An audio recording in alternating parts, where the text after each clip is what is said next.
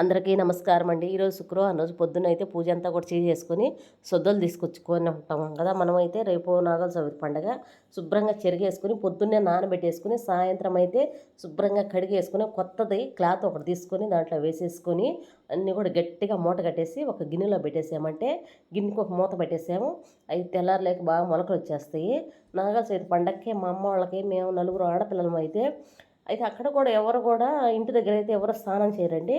బావి దగ్గర కానీ చెరువు దగ్గర కానీ అక్కడికి వెళ్ళేసి స్నానం చేస్తారు. మనమైతే ఒక చెమ్ము తీసుకొని వెళ్ళి ఎట్టా స్నానం చేసేదానికి అప్పుడైతే కుంకుడుకాయలతోనే పోసేవాళ్ళు, షాంపులు కూడా లేవండి. అప్పుడు ఆ చన్నీళ్ళు అయితే చాలా చలిగా ఉండేది. ఇప్పుడు వర్షాలు పడుతున్నాయి కదా, ఆ చెమ్ముతోనే అక్కడే స్నానం చేసుకొని మనము ఆ చెమ్ము నిండా నీళ్లు తీసుకొని మనకు దారం తీసుకొని మంచిది కొత్తది దారపండు తీసుకొని పుట్ట దగ్గరికి వెళ్ళేసి ఆ నీళ్ళు అక్కడ పోసేసి పుట్ట చుట్టూరు దారం చుట్టేసుకొని మనమైతే ఇంటికి వచ్చేసి